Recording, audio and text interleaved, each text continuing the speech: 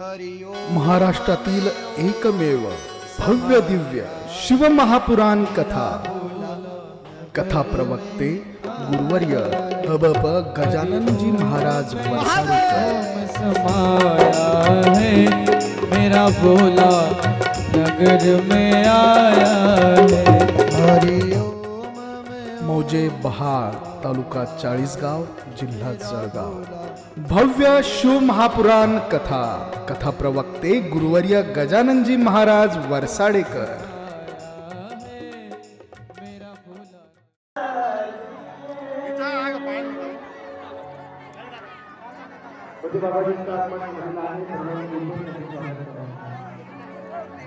आइए महाराज विराजे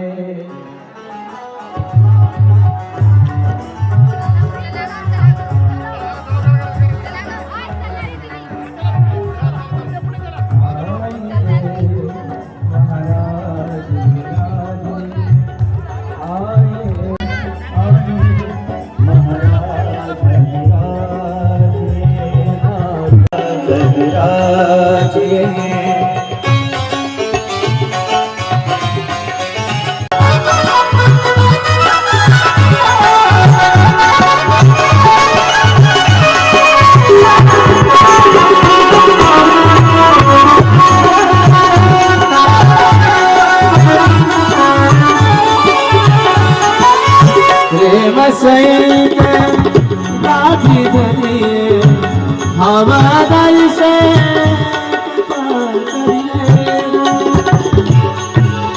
प्रेम सहित लाठी धरिए हवादार से कथा करिए जी महाराज जी महाराज आए महाराज विराजे आए महाराज विराजे आए महाराज विराजे आए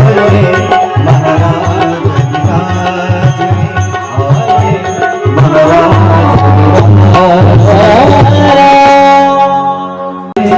विराजे।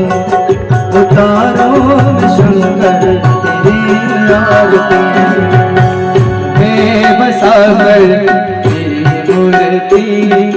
मन में बसा कर तेरी मूर्ति।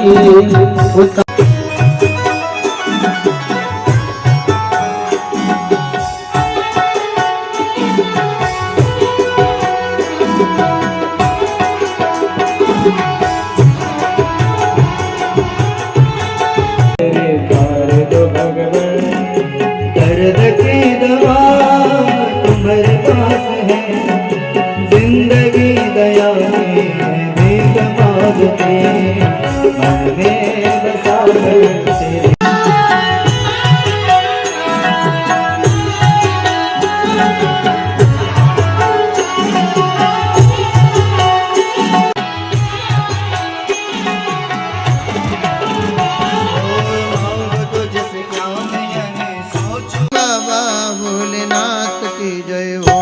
काशीनाथ की जय हो, विश्वनाथ की जय हो, डमरू वाले बाबा भोलेनाथ की जय हो।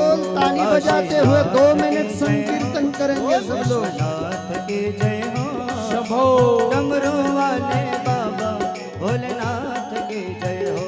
काशीनाथ की जय हो, विश्वनाथ की जय हो, डमरू वाले बाबा भोलेनाथ की जय हो।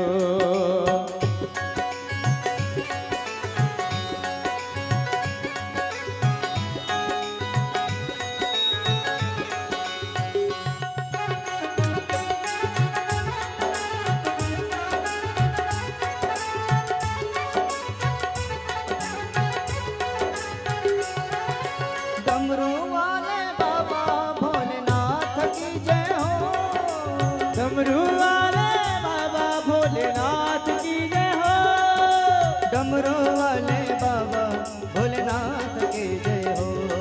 और डमरू वाले बाबा भोलेनाथ की जय हो। काशीनाथ की जय हो, विश्वनाथ की जय हो, डमरू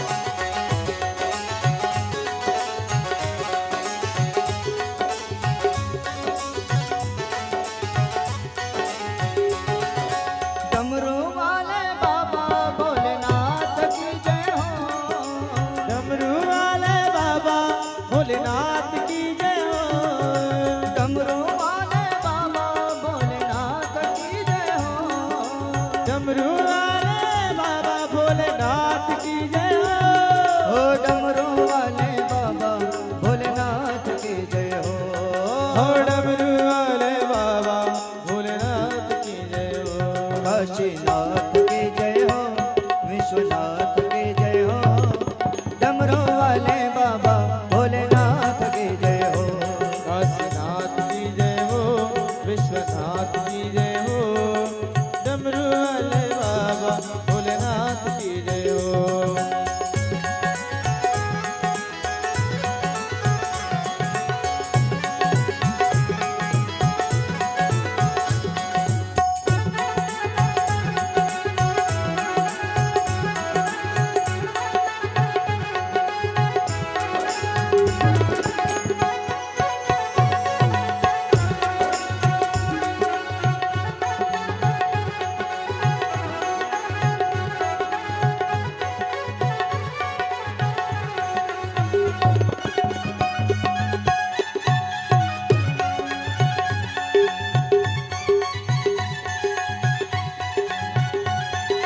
डमरू वाले बाबा भोलेनाथ की जय हो डमरू वाले बाबा भोलेनाथ की जय हो डमरू वाले बाबा भोलेनाथ की जय हो डमरू वाले बाबा भोलेनाथ की जय हो डमरू वाले बाबा भोलेनाथ की जय हो डमरू वाले बाबा भोलेनाथ की जय हो हरि बोल काशीनाथ की जय हो विश्वनाथ की जय हो डमरू वाले बाबा भोलेनाथ की जय जय हो हो नाथ की जय हो विश्वनाथ की जय हो डमरू वाले बाबा भोलेनाथ की जय हो डमरू वाले बाबा भोलेनाथ की जय हो भोले भोले भोले भोले भोले भोले ओ डमरू वाले बाबा भोलेनाथ की जय हो भोले बम भोले बम भोले बम भोले बम भोले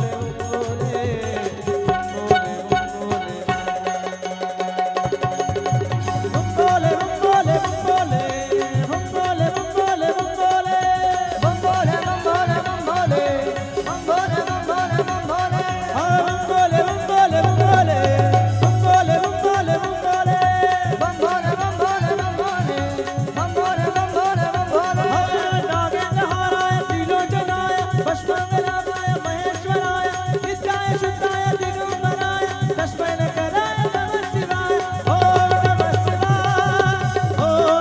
शिवाय ओम नमः शिवाय ओम नमः शिवाय ओम नमः शिवाय ओम नमः शिवाय ओम नमः शिवाय ओम नमः शिवाय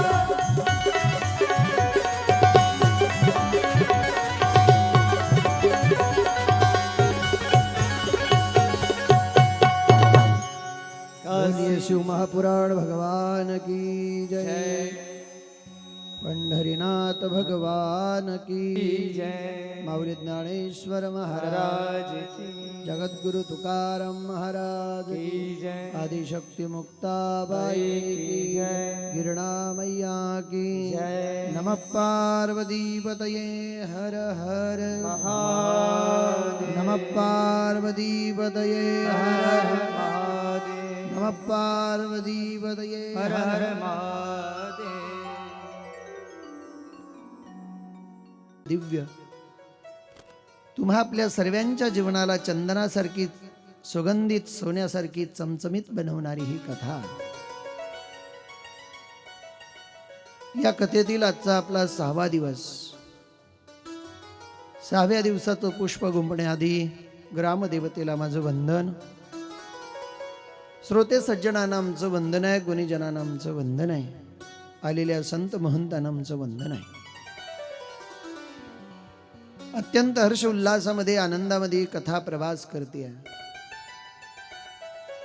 आज या कथेमध्ये अत्यंत मंगलमय उपस्थिती हिंदुत्वाचा एक घटक शिवबाबांच्या सानिध्यामध्ये साधना करणारी सर्वच साधक प्रजापिता ब्रह्मकुमारी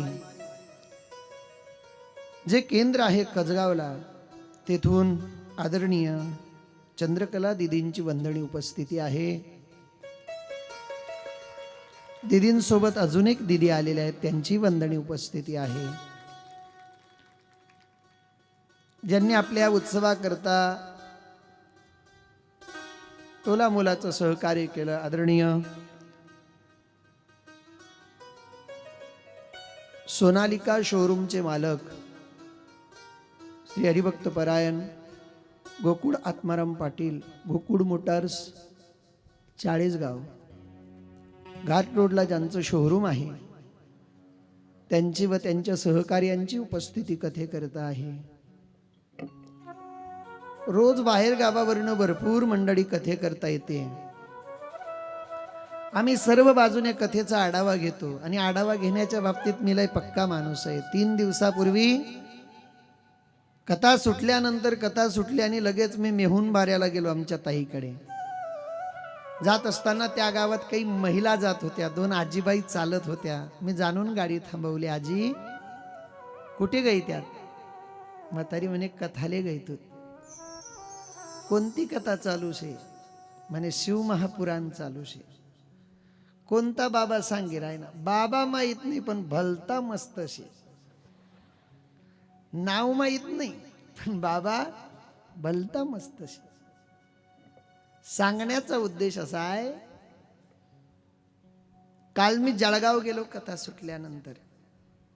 कुठलं गाव दीपक दादा? ते ट्रॅक्टरवर आलेली मंडळी. सावदा, सावद्याची मंडळी आज पण आली आहे का? ट्रॅक्टरवर आल्या होत्या काही बाया कालच्या दिवशी. आल्या आहेत का? आल्या असतील तर हात वर करा बरं. आल्यात का? एकदा जोरदार टाळी वाजवा बरं त्या माय मावल्यांसाठी. ट्रॅक्टरवर आले इतक्या लांब. सावदा किती किलोमीटर असेल इथून? 20 किलोमीटर. अरे पाण्याची तहान लागली तर घरात माठापर्यंत जात नाहीत काही काही लोक. रात्रीचं माय मावल्या 20 किलोमीटर आल्यात. यापेक्षा कोणती कथा अजून सक्सेस झाली पाहिजे? आमच्या कार्यकर्त्यांनी केलेले कष्ट पूर्णपणे फल देत आहेत. एवढा सर्व समाज कथा मंडपामध्ये येतो, याच्या पलीकडे काय पाहिजे? आयोजन खूप मोठे मोठे होतात. दीदी लोक 20-20 लाखाचे मंडप लावतात, पण खुर्च्यांच्या पलीकडे काही नसतंय. पण आज एवढा सर्व समाज कथा ऐकण्याकरता रोज येतो आणि रोज कथा 12 वाजेच्या आधी सुटत, रोज कथा 12 वाजेपर्यंत होते मामा. किमान घरी जात जात 12:15, काही काहींना 12:30 होतात. मला वाटतं कधी कधी आज उशिरा सोडली बा उद्या लोक कमी येतील, पण असं झालंच नाही. गर्दी वाढली पण कमी नाही झाली. अत्यंत आनंदाने हा उत्सव साजरा होतोय. भगवान भोलेनाथाची कृपा आहे, डमरू आल्याची कृपा आहे, देवादिदेव महादेवाची कृपा आहे. महादेव काल तुम्ही बघितलं, संसार आजपर्यंत कोणाचा पूर्ण झाला नाही, होणार नाही. किती चाल भराभर, दोन्ही पाय बराबर. महादेवाला सुद्धा संसार करावा लागला. संसार वाईट ही भावना चुकीची आहे. संसार 2 पद्धतीने केला जाऊ शकतो, एक व्यवहारिक संसार आणि एक आध्यात्मिक संसार. तुम्ही आपण करतो तो व्यवहारिक संसार आहे. एक आध्यात्मिक संसार पण आहे जो संतांनी केला. विश्वमाऊली ज्ञानोबारायांना 4 मुलं होती म्हणतात. आणि तुम्ही आपण जेवढे कष्टाने आपल्या लेकरांकरता संपत्ती कमवू शकत नाही, एवढं माझ्या माऊलीने कष्ट करून, साधना करून, समाजाने इतका छेड केला, समाजाने इतका त्रास दिला, तरी माझ्या माऊलीनं लेकरांसाठी प्रॉपर्टी कमवून ठेवली. ज्ञानेश्वर महाराजांना शिड्या भाकरीचे तुकडे सुद्धा मिळू दिले नाही महाराज. तरी ज्ञानोबरायांनी इतका संघर्ष केला आणि विचारसागर, पंचदशी, ज्ञानेश्वरी, हरिपाठ, 4 लेकरांसाठी 4 ग्रंथ लिहून ठेवलेत. त्या ग्रंथाच्या आधारावर हे जग जगतं आहे. तुम्ही आपण वारकरी संप्रदायातले साधक या ग्रंथांवर साधना करतोय.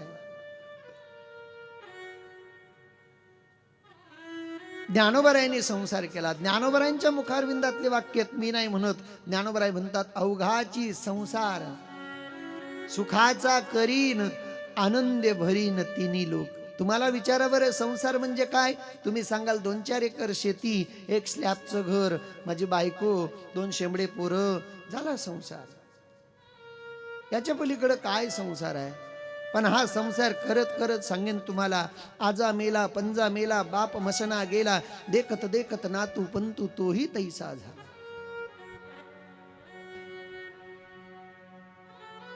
महादेवाच्या अंगणामध्ये सुद्धा संसार रूपी वृक्षाला लागलेले अत्यंत 2 गोंडस फळ खिळतायत. एक भगवान श्री कार्तिकेयच्या रूपाने आणि दुसरे भगवान श्री गणरायांच्या रूपाने. गणरायांचा जन्म झाला. गणरायांचा जन्म झाल्यानंतर फार मोठा संग्राम झाला आणि पुन्हा देव जे करतो ते बऱ्या करता करतो. गणपती बाप्पांना हत्तीचं मुंडकं लावलं.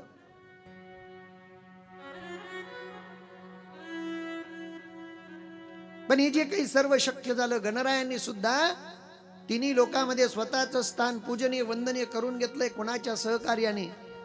महादेवाच्या सहकार्याने. तारकासुराचं काल वध झाला. तारकासुराला जन्म देणारे भगवान भोलेनाथ आणि त्यांना मारा असं महाविष्णूला सांगणारे सुद्धा भोलेनाथ. मारने वाला है भगवान, बचाने वाला है भगवान, बालन बाका होता जिसका रक्षक दया निधान. मारणारा तो आहे, तारणारा तो आहे. पण भगवंताचे जेवढे भक्त आहेत ना, यांनी निर्गुण भक्ती केली आणि त्या भक्तीच्या माध्यमातून भगवंताला साध्य करून घेतलं. सगुण भक्ती म्हणजे मी बोललो मूर्तीची पूजा, आणि निर्गुण भक्ती म्हणजे शिवलिंगाची पूजा.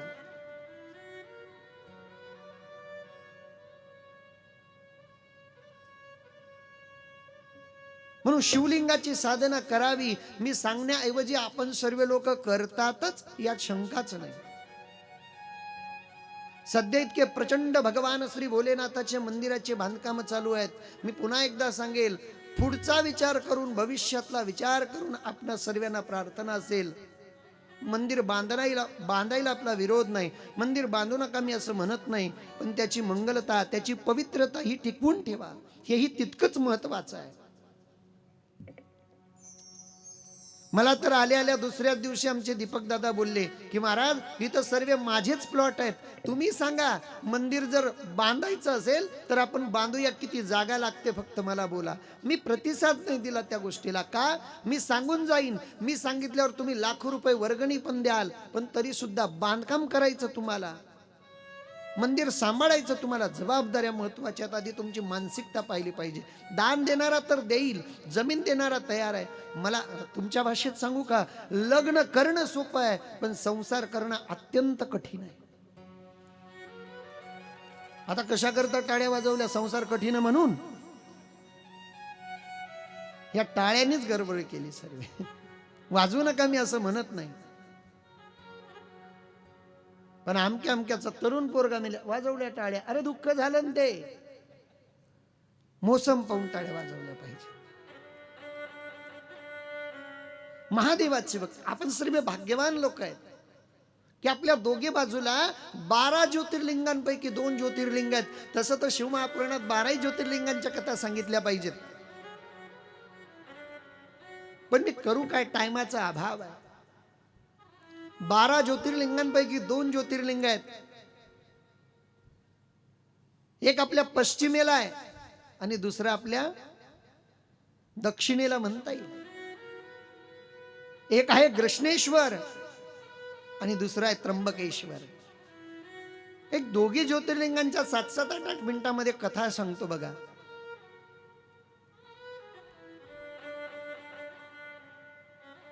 ज्या स्थानात आपण वास्तव्य करतो आहे,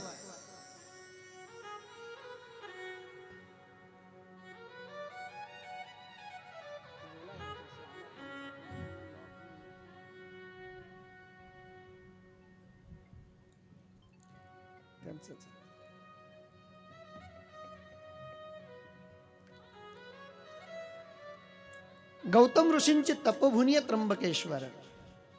गौतम ऋषी तप करतात. संतांच्या तपावर सृष्टी जगते. मी आधी बोललो, या जगामध्ये असे साधक आहेत जे साधना करतात. यांच्या पुण्याईच्या बळावर तुम्ही आपण सुखाने रांधतोय. साधू संत ऋषी मुनी जपी तपी संन्यासी साधनेच्या बळावर आपण जगतोय. गौतम ऋषींच्या तपाचं सामर्थ्य त्रिलोकामध्ये गाजलंय. त्यांची पत्नी आहे महान पतिव्रता आहे. गौतम ऋषींच्या पत्नीचं नाव तुम्हाला माहित नाही? जरा जोरात सांगा. गौतम ऋषींच्या पत्नीचं नाव काय? अहिल्यादेवी. अहिल्यादेवी. अरे हो म्हणा ना, बरोबर आहे. एवढं घाबरता तुम्ही बघा. एवढे लोक चॅप्टर आहेत ना, बरोबर तो पॅसेज आज मोकळा सोडला. का बरं? काल तिकडूनच आलता. लई चॅप्टर लोक आहे. पुढे सरकून घ्या. आता किती सरकवता, जाऊ द्या. सूचना आली, काय म्हणणं आहे? पुढे सरकून घ्या थोडं थोडं. म्हणजे मागची येणारे मग काय टिलकचं नाहीत काय? लवकर आलं पाहिजे. हाजीर तो वजीर. झालं उद्याच्या दिवस. बसले तसे बसा.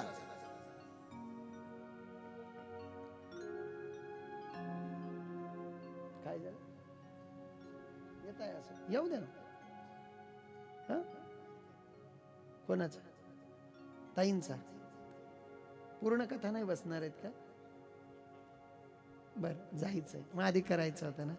वंदनीय आमच्या दिदी आलेल्या आहेत, त्यांचाही छोटासा सन्मान आम्हाला करायचा आहे. आपली सर्वांची क्षमा मागतो आणि तेही सन्मान करता. एक छोटासा कार्यक्रम आवरूया, पुन्हा अजून गडबड होणार. आज मी ज्यांच्यामुळे बोलतो, वंदनीय पूजनीय श्री बाबाश्री रवींद्र महाराजजी, त्यांची पण उपस्थिती कथेमध्ये होणार आहे. त्याचबरोबर आमचे परममित्र परमस्नेही आदरणीय महाराष्ट्रात ज्यांचं नाव आहे असे दादू भगत, ज्यांचं नाव आहे अंमळनेरला राहतात, त्यांची वंदनीय उपस्थिती होणार आहे. म्हणून छोटासा सत्काराचा कार्यक्रम आहे. दिदी करतात. आणि पुन्हा एकदा जे आदरणीय गोकुळ पाटील, ज्यांना आम्ही मामा म्हणतो, ते सासरे आहेत माझे नात्याने, त्यांचाही सत्कार होतोय. त्यांनी सत्कार स्वीकारावा. त्यांच्याबरोबर आलेले सहकारी, त्यांनी आपला सत्कार घ्यावा. चला पण वाजवा.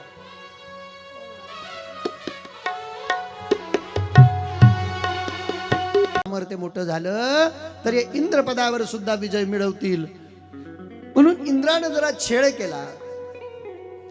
इंद्रानं असा प्लॅन केला की यांना कुठेतरी थांबवलं पाहिजे, यांच्या साधनेमध्ये विक्षेप आला पाहिजे, बाधा आला पाहिजे. म्हणून इंद्राने केलं असं की गौतम ऋषी कणकण निरादिनी गंगा मातेच्या तीरावर स्नाना करता जात असताना अचानक रस्त्यामध्ये गाय आडवी आली. गौमाता वंदनीय आहे, पूजनीय आहे. गौमातेची सेवा केली पाहिजे. गाय वाचली, देश वाचेल, धर्म वाचेल, राष्ट्र वाचेल. तुम्ही आपण वाचू. गाय वाचवा. गव्वा से क्या नाता है, गव्वा हमारी माता है. गायीबद्दल नुसते आम्ही गाणे म्हणतो, कविता म्हणतो. हंबरुनी वासराले साठती जवा गाय, तेव्हा मले तिच्या मध्ये दिसती माझी माय, दिसती माझी माय रे. हंबरुनी वासराले चटती जवा, अंबरुणी वासराले चटती जवा गाय, तवा मले तिच्या मध्ये दिसते माझी माय, दिसते माझी माय अंबरुणी.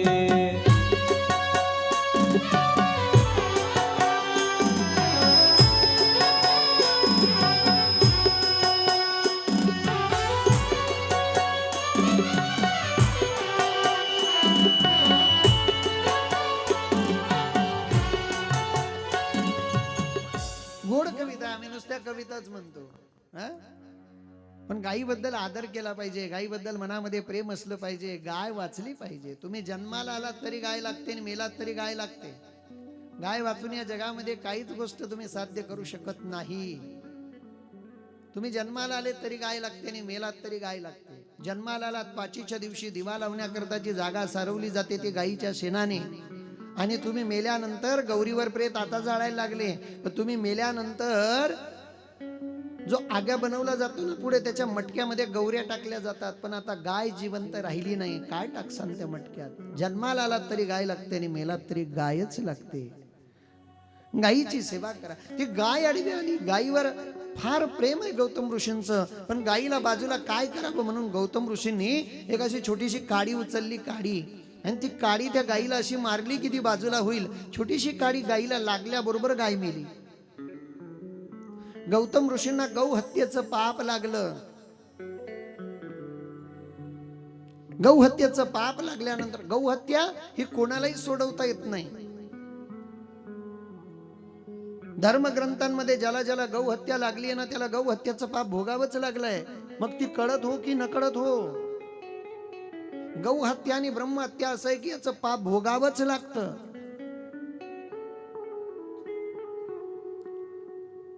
गाय मेली, गौ हत्या लागली, सर्व गौतम ऋषींना हिनवायला लागले, गौतम ऋषींना चिडवायला लागले. अहिल्या देवी विचार करते की जीवनामध्ये खूप मोठं पाप झालं. म्हणून गौतम ऋषींनी भगवान शंकराची आराधना केली, भगवान शंकराची भक्ती केली. भगवान शंकर प्रसन्न झालेत. आणि भगवान शंकर प्रसन्न झाल्यानंतर भगवंताने गौतम ऋषींचं पाप धुण्याकरता आपल्या डोक्यातले केस म्हणजे जटा घेतल्याने एका अशा डोंगरावर आदळल्यात. आजही त्र्यंबकेश्वरला जा, भगवंताने डोंगरावर मारलेल्या जटा जशाच्या तसा दिसतात. आता गल्ली परत 10 मंथर आहेत. या मंथरांनीच वाटोळं केलं. मंथरांनी कधीतरी सुनेचे कान भरावेत, कधीतरी सासूचे कान भरावेत. सांगेन या जगामध्ये आज महाराष्ट्राला किंवा संपूर्ण भारताला सर्वात मोठा लागलेला काळा डाग जर काय असेल तर या देशातले वृद्धाश्रम. आणि हे वृद्धाश्रम कोणामुळे होत असतील तर फक्त होतात सासूमुळे आणि सुनेमुळे. अरे ज्या मुलाला आई पोटात वागवते त्याच्या 4 मजली इमारतीमध्ये आई मावणार नाही का? पण नाही, सासूचं आणि सुनेचं भांडणच नाईलाजाने त्याला प्रवृत्त करतं की मायबापाला वृद्धाश्रमात टाक म्हणून. मायबाप सुद्या अत्यंत द्वेष करते घुसमाचा, पण विधीचं विधान आहे, भगवान शंकराचा आशीर्वाद आहे. घुसमाला एक मुलगा झाला. मुलगा झाल्यानंतर सुकर्माने खूप आनंदोत्सव साजरा केला. सुकर्माने खूप दान धर्म केला. हळूहळू त्या सुकर्माचा आणि घुसमाचा पोरगा मोठा होऊ लागला. सुदेहाचा द्वेष इतक्या टोकाला पोहोचला, सुदेह इतका द्वेष करू लागली की त्या द्वेषाने सीमा ओलांडली. एके दिवशी घुसमा सकाळी ब्रह्म मुहूर्तावर उठली आहे. ब्रह्म मुहूर्तावर उठल्यानंतर स्नानाकरता गेली. इकडे सुदेहा घुसमाच्या रूम मध्ये आली. तिचं बाळ झोपलेलं होतं. हिने चाकूने त्या बाळाचा शिरच्छेद करून टाकला. घुसमाचं लेकरू हिने मारून टाकलं. घुसमा बाहेर आली. तिला माहित नाही, तिला असं वाटलं माझं बाळ झोपलंय. घुसमा सकाळी सकाळी स्नान करून शिवलिंगांची निर्मिती करते आणि गेली नदीवर शिवलिंगांची पूजा केली आणि शिवलिंग तिने सरोवरामध्ये पाण्यामध्ये सोडलेले आहेत. तिच्याच ऑपोजिट साईडनं दुसऱ्या बाजूला सुदेह त्या मुलाचे जे कापलेले अवयव होते ते सुदेहाने घेतले आणि ज्या पाण्यामध्ये ज्या सरोवरामध्ये घुसमाने शिवलिंग सोडलेले होते त्याच पाण्यामध्ये हिने त्या बाळाचं शरीर सोडून दिलं आणि घरी येऊन झोपून राहिली. घुसमाची पूजा विधिवत पद्धतीनं पार पडली. घुसमा घरी आली, पाहते की बाळ अजून का उठलं नाही. बघायला गेली तर रक्ताने थपथप झालेली होती पूर्ण रूम. पण वाईट वाटलं नाही घुसमाला. घुसमा विचार करते की अरे हे माझं प्रारब्ध असेल, मला हे भोगावं लागत. प्रारब्धाला दोष द्या, हे आपलं कर्म असेल. देव जेही करतो ना ते बरोबर करतो. हे आपल्या मागच्या जन्माची गत जन्माची काहीतरी कर्म असतील ती भोगावी लागेल. कर्म सुटत नाही. समजा आपल्या घरामध्ये एखादा पोरगा जन्माला आला, पोराला खूप दवाखाना लागतोय, कोट्यावधी रुपयाची प्रॉपर्टी वाया गेली, पोरगा 2-4 वर्षात मेला. समजून घ्यायचं मागच्या जन्मात आपण कोणीतरी सावकाराकडून कर्ज घेतलं होतं, ते कर्ज आपण भरलं नाही, पेड केलं नाही. तो सावकार आपल्या पोटी पोरगा बनून आला आणि सर्व कर्ज त्याने वसूल केलं असं समजायचं.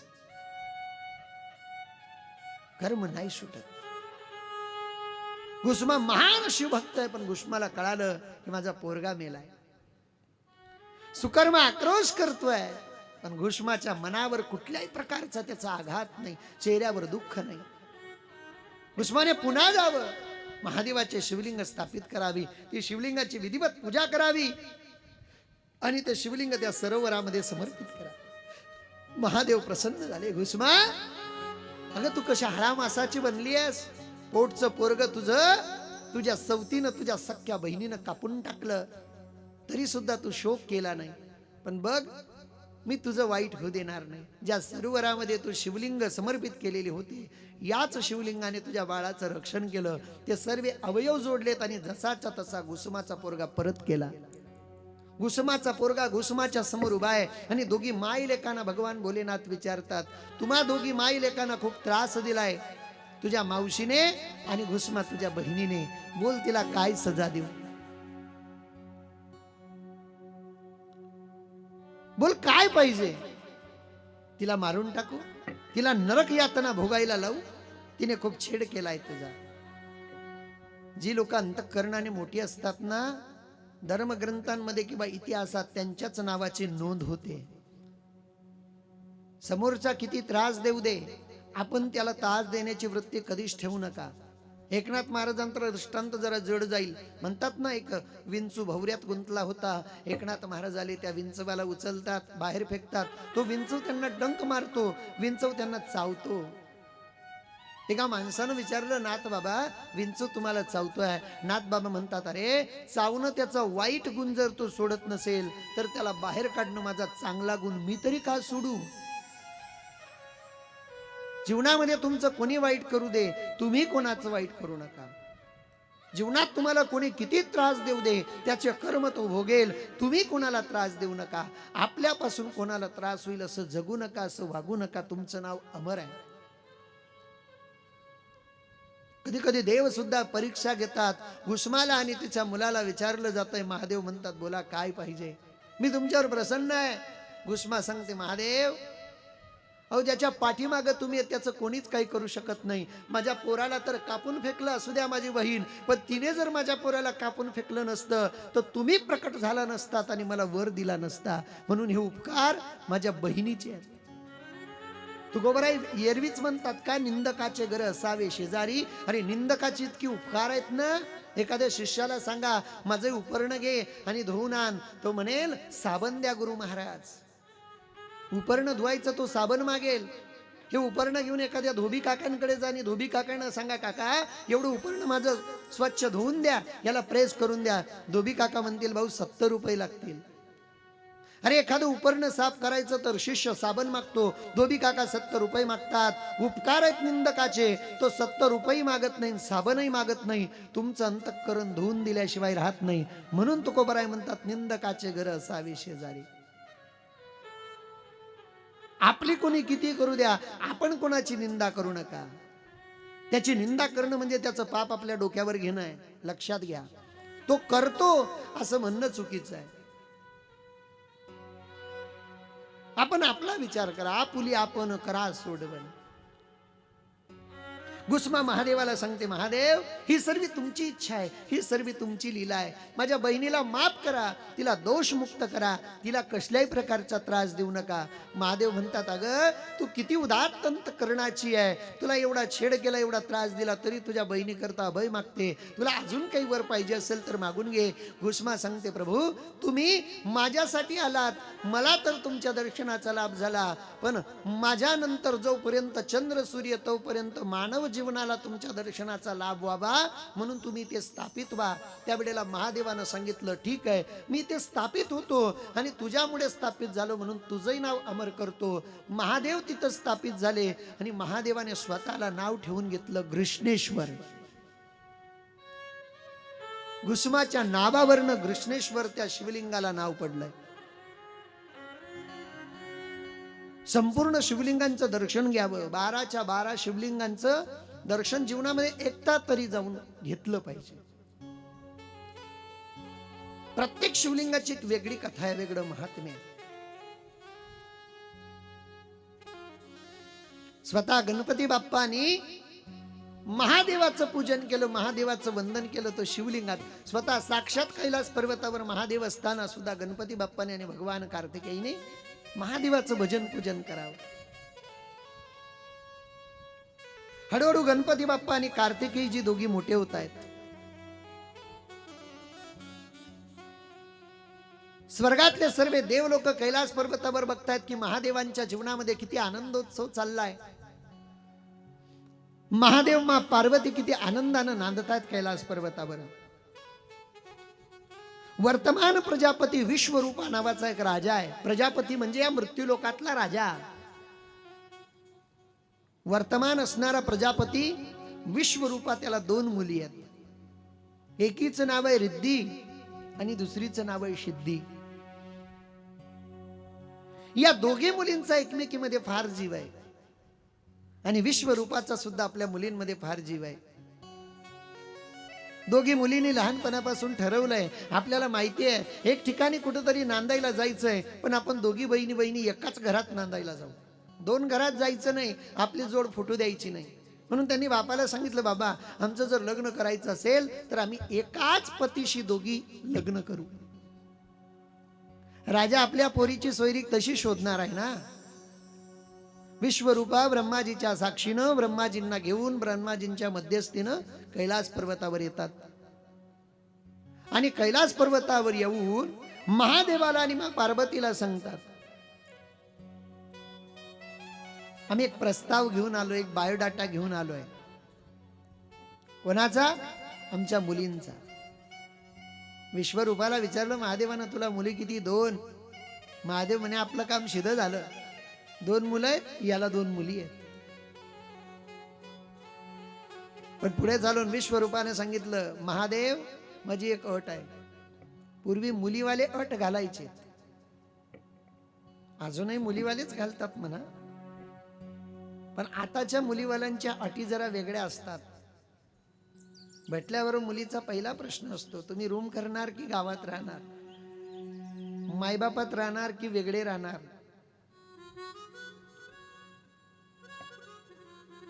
मागे व्हॉट्सअपला एक मेसेज फार व्हायरल झाला, पोरींनी जास्त केला. कोणता? पोरी व्हॉट्सअपला लिहित होत्या, मुलीला मायबाप वागवण्याची शासनाने ऑथॉरिटी दिली पाहिजे, या देशात एकही वृद्धाश्रम राहणार नाही. मेसेज वाचायला खूप गोड होता, पण मला असं वाटतं प्रत्येक मुलीने जर आपल्या सासूलाच आई म्हटलं, सासऱ्यालाच बाप म्हटलं, तर या देशात एकही वृद्धाश्रम राहणार नाही. काय कुठं जाण्याची गरज नाही तुम्हाला. सासूलाच माय म्हणा, सासऱ्यालाच बाप म्हणा. कशाला जातं तिकडं? आणि सासवांना सांगतो, तुम्ही बी चांगल्या राहा बरं माय. सर्वात चुका काही सुनांच्या नसतात, सासवाबी लय डेंजर असतात काही काही. मी वरसाड्याला राहायचो, आमच्या गावात घरात शेजारीची एक बाई आजारी पडली. 3 दिवस आजारी राहिली, तिच्या नवऱ्यानं दवाखान्यात नाही नेलं. बिचारे सकाळी सकाळी त्याला सांगते, मी 3 दिवसापासून आजारी, ज्ञान दवाखान्यात. त्यानं दुसऱ्याची फटफटी आणली, मोटरसायकलवर बसले. तो मोटरसायकल चालवतो, त्याची बाई मोटरसायकलवर बसली आणि लगेच म्हातारी शेजारच्या बाईकडे गेली. ठगुमाय देख देख देख कसं सोंग चालणं. कोणाला पाहून म्हणते ती? सुनबाईला. देख देख आपला जमाना मास होत, देख कसं सोंग चालणं. आणि 1.5 तासानं तिची पोरगी आली. जवाई फटफटी चालवत होता आणि पोरगी फटफटीवर बसले होते. ठगुमाय देख कशी राजा राणीने जोडी होणी. तुले काय सांगे, कस काय चुका सुन बायांच्या आहेत हो. सासबाबी लय क्वालिटीच्या आहेत, बाळच्या नाही बरं, मी तिकडच्या सांगतो. बाळच्या लय चांगल्या आहेत हो, मी पाहतोय 5 दिवसापासून, खूप चांगल्या आहेत. तो विश्वरूपा महादेवाला सांगतो, महादेव माझी एक अट आहे. काय? माझ्या 2 मुली एकाच मुलाला देणार. महादेव म्हणे, मग हे तर वाईटच आहे. मग पार्वती महादेवाकडे पाहतात आणि महादेव पार्वतीकडे पाहतात. आता काय करावं? स्थळ आलंय, स्थळ चांगलं आहे, मुली सुंदर आहेत. आपल्याला 2 मुलं आहेत, त्यांना 2 मुली आहेत, पण मुलीवाल्याची अट आहे, 2 मुलांना 2 मुली देणार नाही, एकाच मुलाला 2 मुली देईल. करावं काय? भगवान शंकर म्हटले नाही सांगून दे. मा पार्वती म्हणे असं जमत नाही, तुम्हाला माहिती नाही, लोक एजंट लावून लावून आणताय, हे घर बसल्या आलंय नाही, कशाला म्हणता? एजंट लावायची पाळी तुमच्यामुळे झाली. ही 20 वर्षापूर्वी केलेलं पाप आता भोगावं लागतंय. दे ट्रकीच्या ट्रकी भरलेल्या आहेत गावोगावी. आता अवघड समस्या आहे, फारच अवघड आहे. काही काहींची तितकी बेकार परिस्थिती आहे, काय सांगावं महाराज. जाऊ दे तिकडे, माझ्या कथा भागच भरपूर आहे, काय सांगणार तुम्हाला. मग पार्वतीनं सांगितलं भगवान शंकराला की आपण आपल्या घरात काहीतरी कॉम्प्रोमाइज करू. दोघी मुलांना बोलवून घेतलं. भगवान कार्तिकेयला आणि गणपती बाप्पाला दोघांना समजून सांगितलं, हे बघा घर बसल्या गिराईक आलंय, चांगलं स्थळ आहे, पैशावाल्याची पोर आहे, सोडू नका. दोघांमधून तुम्ही ठरवा पहिले लग्न कोणाचं. कारण कार्तिकेय वयाने मोठे होते, शरीरानं छोटे दिसत होते. गणपती बाप्पा वयानं लहान होते, शरीरानं मोठे दिसत होते. गणपती बाप्पा पाहतात कार्तिकेयकडे आणि भगवान कार्तिकेय पाहतात गणपती बाप्पाकडे. लग्न कोणाला नका हो. आताचे नवरदेव एवढे नितातेल आहेत, तेव्हा थोडंफार तर वातावरण असेल. नितातेल नाहीत का नवरदेव, अरे काय नाचतात ते स्वतःच्या लग्नात. जो स्वतःच्या लग्नात नाचला समजून घ्यायचा नितातेलच आहे. हर काय काय नाचता, बाप रे बाप, अवघड समस्या बा. नाचणं चांगलं आहे, पण कुठे धन्य जगी तोची एक हरिरंगी नाचे. जो इथे नाचला ना तो भाग्यवान. लग्नात नाचण्यानं काय बरोबर. भूत तर भूत, आता चुरड्याला बी सोय, चुरडा पण सोय खात नाही वो. ते लग्नात जायची सुद्धा भीती वाटते. काय नाचणार, राम राम राम राम. वाईट समस्या. कधी कधी वाईट हे वाटतं बा, पूर्वी या पठाणांनी खानांनी हिंदू धर्मातल्या बाया नाचवल्या. अरे 80% बँडवाले मुसलमान आहेत, आणि मुसलमानाच्या तालावर जेव्हा हिंदूची पोरगी नाचते ना, चंपा चंपा रक्त जडतं आमच्या सारख्याच. वाईट वाटतं. बरं त्यापेक्षा वाईट अजून या गोष्टीचं वाटतं, 22 वर्षाची पोरगी भर चौकात नाचते आणि तिचा बाप 100ची नोट घेतो आणि वाळणी टाकतो. याचं जास्त दुर्दैव आहे की आम्ही कोणत्या दिशेनं प्रवास करतोय. या गोष्टी थांबल्या पाहिजेत, पण मला नाही वाटत थांबतील. सांगणं आपलं काम आहे, सांगत राहावं. भगवान शंकराने आणि मा पार्वतीनं गणपती बाप्पांना सांगितलं, तुम्ही ठरवा तुमच्यापैकी कोणाला मुलगी का दोन्ही मुली कोणाला हव्या. दोघांनी खाली मान टाकल्यात. गणपती बाप्पांना हाडूच असं बोट टोचलं कार्तिकेयला. कार्तिकेय म्हटले, मी मोठा आहे, तू गप. गणपती बाप्पा म्हटले, तुझ्यापेक्षा मला डोकं जास्त आहे, तू गप. काय करावं. दोघं एकमेकांमध्ये बोलचाल चालू होती. तेवढ्यात असं करू ना रे, आपण छापाकाटा करू, टॉर्च.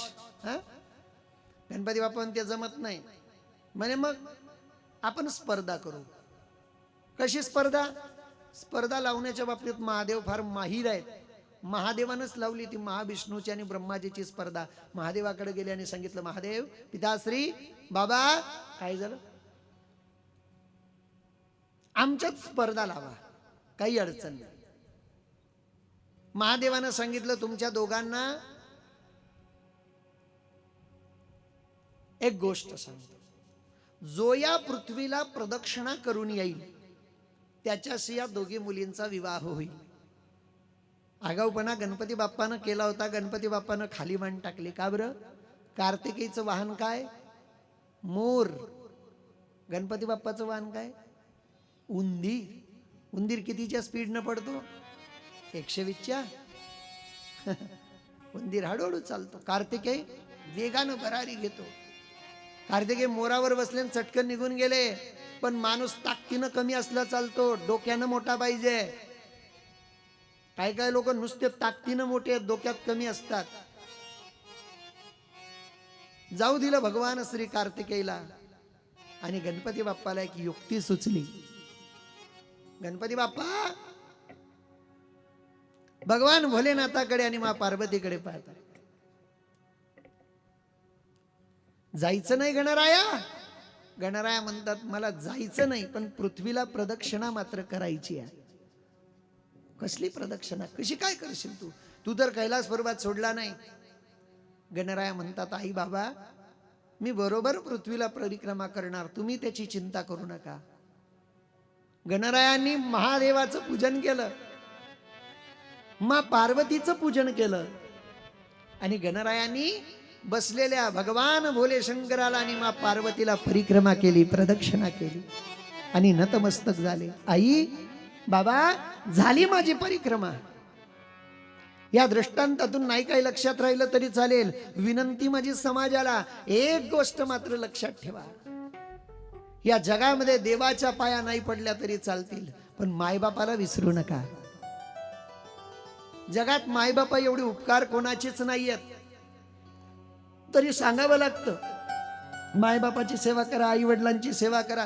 हे का सांगावं लागतं माहितीये का? सांगणारे सुद्धा सेवा करत नाहीत म्हणून सांगावं लागतं. जग बदललंय आता,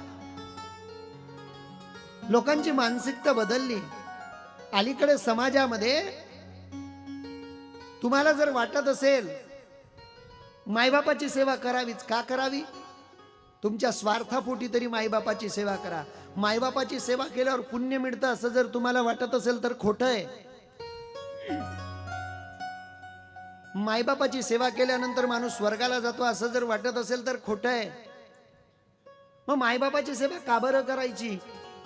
तुमच्या मुलांनी तुमची सेवा करावी म्हणून तुम्ही तुमच्या मायबापाची सेवा करा. तुमच्या मायबापानं तुमची सेवा केली पाहिजे.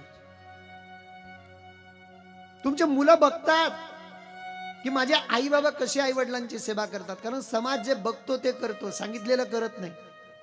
लोकांचं सांगण्याकडे लक्ष नसतं, लोक जे बघतात ते करतात. आता तुमच्यावरूनच घ्या, महिला पुरुष सर्वांनी हात मोकळे सोडा, सर्वांनी एकदम हात मोकळे सोडायचे. सर्वांनी एक हात वर करा, जोरात टाळी वाजवा.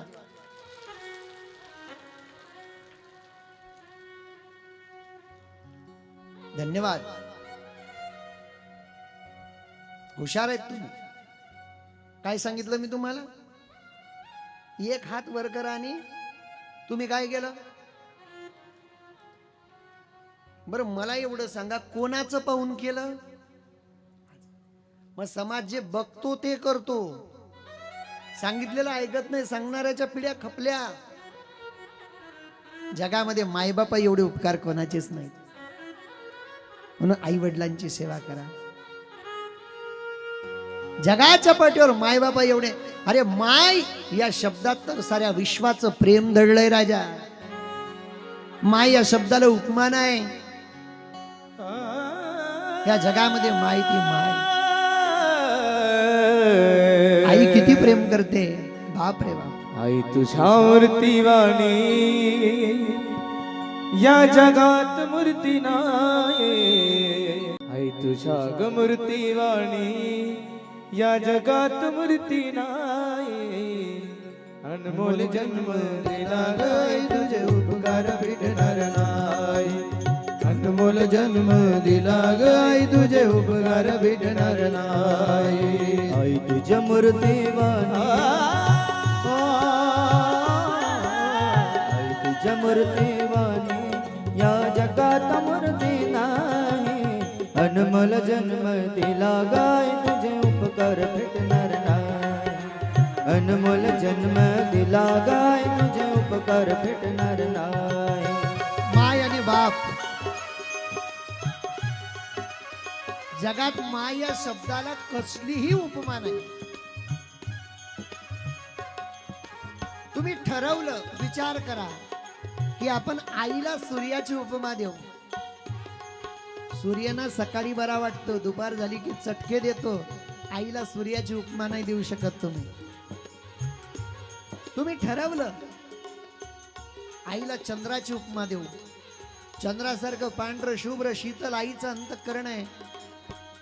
चंद्राच्या अंगावर काळा डाग आहे, आईच्या अंतःकरणात काळा डाग नाही, म्हणून तो आईला चंद्राची उपमा नाही देऊ शकत. तू ठरवलं. मी आईला सागराची उपमा देतो. अरे सागरासारखं विशाल आईचं अंतःकरण आहे. शेवटी सागराचं पाणी खारट आहे, आईचं अंतःकरण खारट नाही.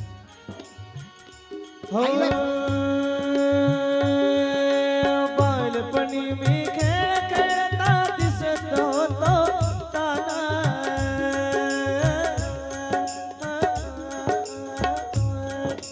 बालपणी मी खेळ खेळता दिसत होतो ताना.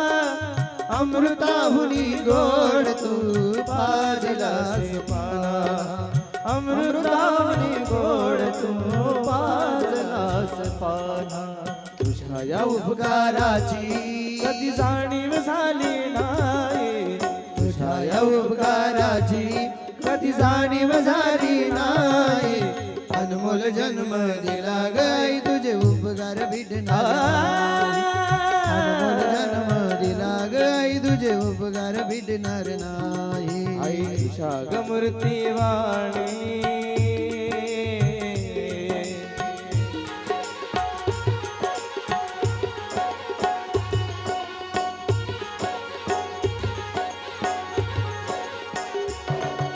शाळेतून घरी येताना कधी उशीर मला होई, शाळेतून घरी येताना कधी उशीर मला होई, गल्लो गल्ली पात फिरे मला तू ग आई, गल्लो गल्ली पात फिरे मला तू ग आई, तुझ्या या प्रेमाची ग कधी आठवण झाली नाही, तुझ्या या प्रेमाची ग कधी आठवण झाली नाही, अनमोल जन्म दिला गाई तुझे उपकार भेटणार नाही, अनमोल जन्म दिला गाई तुझे उपकार भेटणार नाही. राजा, आई ती आई असते रे. या जगात सर्व गोष्टीला काही ना काही उपमा देता येते, पण आईला उपमाच नाही. सांगू, आई मुलावर किती प्रेम करते. एक सत्य कहाणी सांगतो तुम्हाला, छोटीशी घटना आहे, एक 2-2.5 मिनिटाची. आई लेकरासाठी काय करते हे विचारू नका, काय नाही करत हे विचारा. त्या आईच्या कष्टाची फक्त जाणीव असू द्या म्हणून हे सांगतोय, बाकी काय नाही. आम्ही लहान असताना आमचा एक मित्र होता, नाव त्याचं पांडुरंग. एकदम घट्ट मित्रता आमची. एका डब्यात आम्ही जेवण करायचो, शाळेत गेलो तर एकत्र खेळायचो, एकत्र पोहायला जायचो गिरणा नदीवर. खूप जवळीक आमची एकमेकाची, सख्या भावासारखं एकमेकावर आमचं प्रेम होतं. मी 8वी पर्यंत शाळा शिकलो आणि 8वी नंतर हे बाजूला वडगाव आहे ना गिरणा नदीच्या काठावर, वटेश्वराचं मंदिर आहे. आमच्या गुरु महाराजांकडे आलो मी 8वी नंतर. तो पांडुरंग 12वी पर्यंत शाळा शिकला. माईबाप 12वी पर्यंत शाळा शिकल्यानंतर तो नाशिक सारख्या शहरात नोकरीला लागला. त्याला 8-9 हजार रुपये पगार आहे महिन्याला. एकटा पोरगा आहे. 8-9 हजार रुपयामध्ये 4,000 रुपयात त्यानं आपला तिथला नाशिकचा खर्च भागवावा आणि प्रति महिन्याला आई बापांना 5,000 रुपये गावी पाठवावेत. अनेक दिवसापर्यंत असा क्रम चाललाय. अक्षय तृतीया जवळ आली होती. पांडुरंग 7-8 महिन्यापासून घरी आलेला नव्हता. त्याला वाटलं अक्षय तृतीयेला घरी गेलं पाहिजे. कंपनीतून सुट्टी काढली, घरी आला. 2 दिवस अक्षय तृतीया होती. मित्रांना भेटला, मित्रांसोबत भरपूर चर्चा केली आणि अक्षय तृतीयेला खेळ खेळला जातो पत्त्यांचा. जे वर्षभर पत्ते खेळत नाही ते लोक अक्षय तृतीयेला पत्ते खेळतात. एकदा माझे मित्र माझ्याकडे आले होते, म्हणे महाराज नाट मोडावी लागते. म्हटलं मला नाही मोडायची बाबा, तुमचं तुम्ही पहा. तो त्या मित्रमंडळीमध्ये पत्ते खेळण्याकरता बसला. अक्षय तृतीयेच्या आदल्या रात्री 4,000मध्ये त्याचं काम भागवायचं नाशिकचं. 5,000 रुपये आई वडिलांना पाठवायचा तो पांडुरंग. त्या 4,000तून काही पैसे हळूहळू वाचवून बाजूला ठेवले होते. रात्रभर पत्ते खेळला. सकाळी 6:30-7 वाजता 10 रुपये त्याला लागत होते, काहीतरी कमी पडत होते. मित्रमंडळीला सांगतो लगेच घरी जातो 10 रुपये घेऊन येतो. घरी गेला ना आईला म्हणतो, आई काय रे पांडू, मला 10 रुपये देतेस का? आई म्हणते पांडू थांबा लगेच देते. आई घरात गेली. साखरेच्या डब्यात पाहिलं नाहीत पैसे, डाळीच्या डब्यात पाहिले नाहीत पैसे. आई म्हणते पांडू थांब, मी शेजारी जाते आणि लगेच आणते. शेजारच्या मावशीकडे गेली आणि म्हणते ताई, माझ्या पांडूनं कधीच नाही पैसे मागितले, आज 10 रुपये मागतोय, देता का उसनवार? त्याचे वडील आले की मी परत करून देते. शेजारच्या बाईनं पैसे दिले नाही महाराज. घरी आई आली, पांडूला सांगते, पांडू फक्त तुझ्या वडिलांना येऊ दे, 10 रुपये काय 100 रुपये घे. पांडू म्हणतो, धिक्कार आहे माझ्या जीवनाला, मी काबाड कष्ट करतो, प्रत्येक महिन्याला 5,000 रुपये पाठवतो, माझी 10 रुपयाची सुद्धा लायकी नाही तुमच्याकडं, मला 10 रुपये देऊ शकत नाही तू? आईचं काळी जळत होतं, तिला वेदना होत होत्या, पण कोणाला सांगेल? पांडू बेटा, मी तुझ्या पाया पडते रे, फक्त तुझ्या वडिलांना घरी येऊ दे, 10 रुपये नाही 10,000 रुपये दे, तुझ्या बापाला घरी येऊ दे. म्हणतो, नाही मला आत्ताच पैसे पाहिजेत. आई घरात गेली, कोटीत पाय पेटीत पाय, आईनं सारं घर पाहिलं, आईला पैसे नाही भेटले. आई पाया पडते, पांडू तुझ्या पाया पडते बेटा, फक्त अर्धा तास थांब, तुझे वडील मंदिरात गेले, आले की मी पैसे दे. पांडूला राग आला, पांडू निघून गेला. 1 तासानं पतिराज घरी आले, नवऱ्याला सांगते, हो माझ्या लेकरानं आजपर्यंत कधी पैसे नाही मागितले, आज 10 रुपये मागितले, माझ्याकडे द्यायला पैसे नव्हते. बापानं खिशात हात घातला, बापाचा हात डायरेक्ट खाली गेला, बापाचा खिसा फाटलेला होता. बाप शेवटी पटकन कापसाची बोंदरी भरली, काट्यावर गेला आणि व्यापाऱ्याला सांगतोय, नंतर मोज, मला आधी 2-5 हजार रुपये देऊन टाक. पैशांची पुरचंडी घेतली, घरी आला, बाप आणि बायकोला सांगतोय, माझ्या पांडूला 10 रुपये काय 100 रुपये दे, घेऊन जा. आईचं चित्त लागणार आहे, लगबगीनं तिनं भाकर टाकली, डब्यामध्ये कशी बशी भाकर कोंबली, डब्बा हातात घेतला, हातात खुरपं घेतलं, चप्पल घेतली, दरवाजाच्या बाहेर चप्पल टाकली, चपलीत पाय टाकणार तेवढ्यात एक पोरग शेतातून धावत आलं आणि त्यानं सांगितलं, आई तुमच्या पांडूने शेतात जाऊन विष पिऊन घेतलं.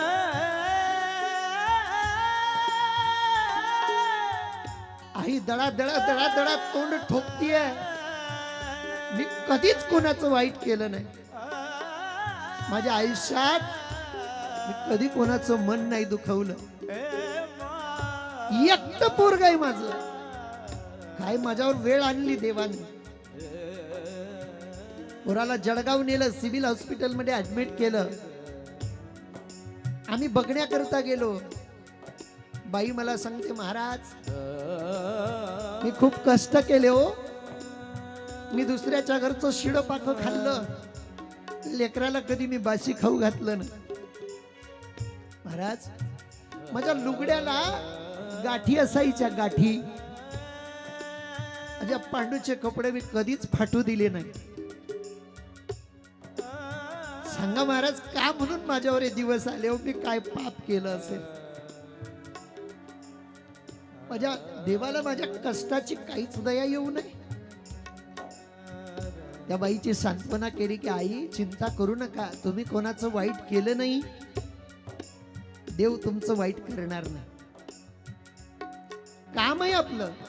केली सांत्वना. मी घरी आलो, अक्षय तृतीयेचा पिरियड आहे, घरोघरी आनंदोत्सव साजरा होतोय, पण दुसऱ्याच दिवशी अक्षय तृतीयेची कर. सकाळी सकाळी 5 वाजता जेथे कर्म घेते झोले तेथे कोणाच येणं चाल. पांडून आपला देह ठेवला, पण दवाखान्यात कोणाची हिंमत होत नव्हती त्या आईला सांगण्याची की आई तुमचा पांडू या जगात राहिला नाही. डॉक्टर नर्सला सांगायचा तू जाऊन सांग, नर्स डॉक्टरांना सांगायची जाऊन तुम्ही सांगा. कारण जसं पाण्यातून मासा काढावा तसं 2 दिवस त्या पांडूची आई तरफडत होती. डोळ्याला डोळा नव्हता तिचा, तिच्या अंतःकरणात एवढ्याच वेदना होत्या, माझा पांडू कधी उठून बसेल, कधी त्याला कडकडून मिठी मारेल. शेवटी 9:30 वाजले, गावातली मंडळी यायला लागली, भरपूर लोक आले. आईला कळालं काहीतरी झालंय, याला विचार त्याला विचार. आईला कोणी सांगत नव्हतं की तुमचा पांडू या जगात राहिला ना. शेवटी माय होती, लक्षात आलं तिच्या काहीतरी गडबड झाली आहे. डॉक्टरच्या पाया पडली, कॅबिनला जाऊन खरंच सांगा माझ्या पांडूची तब्येत कशी आहे. डॉक्टर सांगतो आई माफ करा तुमचा पांडू या जगात राहिला. मायबाप इतकी रडतीये, तिच्या तोंडातनं येणारा एक आणि एक शब्द हृदयाला छेद करून जातो. मला सांगते महाराज मी कोणाचं वाईट केलं नाही हो. अजूनही मी थकली नव्हती. मी दुसऱ्याच्या घरची धुनी भांडी केली असती, माझ्या पांडूचे लाड पुरवले असते. महाराज मी दुसऱ्याच्या घरी कामधंदा केला असता, कापूस वेचायला गेली असती, शेत निंदायला गेली असती, कुठूनही पैसा आणला असता, माझ्या पांडूचे लाड पुरवले असते. पण असं नव्हतं करायला पाहिजे. माझ्याकडनं काम झालं नसताना महाराज मी माझा देह विकला असता, पाल टाकला असता आणि माझ्या लेकराचे लाड पुरवले असते. अरे प्राणापेक्षा प्रिय इज्जत आहे बाईला, पण तरी लेकरासाठी इज्जत सुद्धा दावेला लावायची तयारी ठेवते. तिला माय म्हणतात. पांडूची आई समोर येते आणि ढसा ढसा रडते. कुठं गेलास रे पांडू? दादा कुठं गेला? ये ना, मी तुझी वाट पाहते रे, मी तुझी वाट पाहते. कुठे गेला माझा बाळा,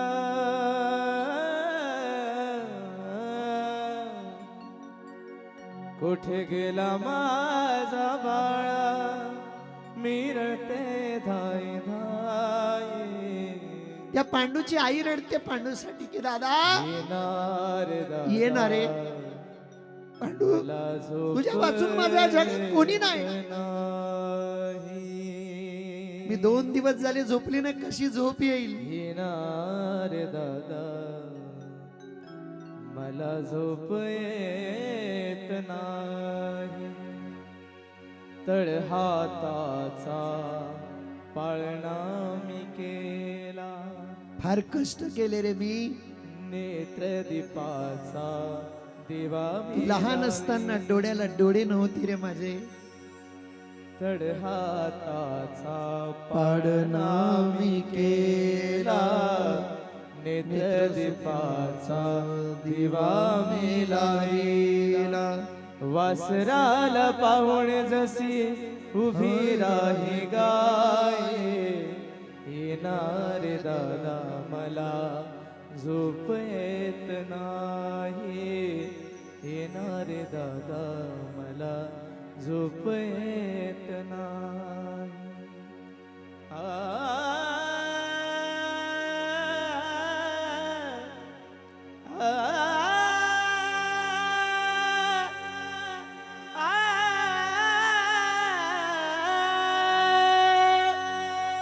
जगात मायबापा इतकं उदार अंतःकरण कोणाचंच नाही. माय तुझी मी भोळ्या, जगात माझ्या इतकी भोळी कोणीच नाही रे पांडू. माझ्या दुधाची तुला जाणीव होती. माय तुझी मी भोळ्या मनाची, माझ्या दुधाची तुला जाणीव होती. रोज उठून मी गाते रे अंगाई, रोज उठून मी गाते रे अंगाई. येणार दादा मला झोप येत नाही. येणार दादा. हे दादा, अरे अक्षय तृतीये सारखा सण गेला रे. दादा सांग ना, अरे अक्षय तृतीया गेली, पुढे दिवाळी येईल रे. किती सण गेलेत रे दादा. सण मी कोणासाठी साजरी करू सांग ना पांडू. कोण आहे रे माझं या जगात? गेले ते किती सण आली ती दिवाळी, बहीण तुझी रे कोणाला ओवाळी. गेले ते किती सण आली ती दिवाळी, बहीण तुझी रे कोणाला ओवाळी. कोण आणेल तिला पैठणीचे साळे, कोण आणेल तिला पैठणीचे साळे.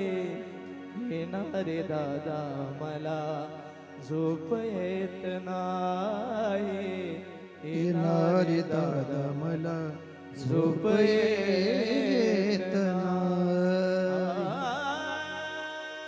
जगामध्ये माय ती माय असते राजा. म्हणून ज्याच्या ज्याच्या घरात मायबाप आहेत ना, या जगात त्याच्यासारखा श्रीमंत कोणी नाहीये. म्हणून एवढ्या दिवसाच्या कथेतला काय तुम्हाला परिपाक मिळाला असेल मला माहित नाही, पण आज एक मंत्र घेऊन जागे. आम्ही किती कष्ट करू पण आईबापाला कधीच अंतर देणार नाहीत. जगात तुमच्यासारखे सुखी तुम्हीच असाल. त्याचे आई बाबा मेले, त्याच्या जीवनातला सुखाचा समुद्र आटला. माझा मुद्दा फक्त आज कथा याच दिशेनं प्रवेश करते आहे. कथा या दिशेनं प्रवाह आपला पुढे नेते आहे की कार्तिकेय पृथ्वीची परिक्रमा करण्याकरता गेलेत. गणपती बाप्पाने त्या आई बापानं जन्माला घातलंय आपल्याला. त्या आई बापामुळे आपण ही जग पाहिलंय. म्हणून त्या आई वडिलांची सेवा केली पाहिजे. महादेव प्रसन्न झालेत. महादेवानं गणपतीला सांगितलं तुझ्यासारखा बुद्धिमान तूच आहे. विश्वरूपाला सांगितलं तुझ्या दोघी मुलींना घेऊन ये. थाटामाटामध्ये गणपती बाप्पा सोबत रिद्धीचं आणि सिद्धीचं लग्न लावून दिलं. भगवान कार्तिकेय काही दिवसानं आले, तोपर्यंत गणपती बाप्पाचा संसार सुरू झाला होता. कार्तिकेयला राग आला आणि कार्तिकेयनं सांगितलं प्रभू पितास्त्री तुम्ही मला भ्रमात ठेवलं. कार्तिकेयला खूप समजावलं पण कार्तिकीने पण केला की मी लग्न करणारच नाही. कार्तिकीने पुन्हा लग्न केलं नाही. निवड मला बाईची सावली सुद्धा चालत नाही. म्हणून भगवान कार्तिकीच्या मंदिरात माय माऊल्या जात नाही. भगवान नंदेश्वर सनत कुमारांना सांगतात की जगामध्ये ज्यानं मायबापाची सेवा केली त्यानं देवाकडे सुद्धा जाण्याची गरज नाही. पंढरीचा पांडुरंग तुमच्यानी माझ्यासाठी उभा आहे असं तुम्हाला वाटतं का? नाही नाही. पंढरीचा पांडुरंग कोणाकरता उभा आहे? तो पुंडलिक राया करता उभा आहे. जन्मोजन्मीच्या सायासी विठ्ठल लाधला पुंडलिकासी. जगाच्या पाठीवर पांडुरंगासारखं दैवत नाही. म्हणून पांडुरंगालाच म्हणा तू माझा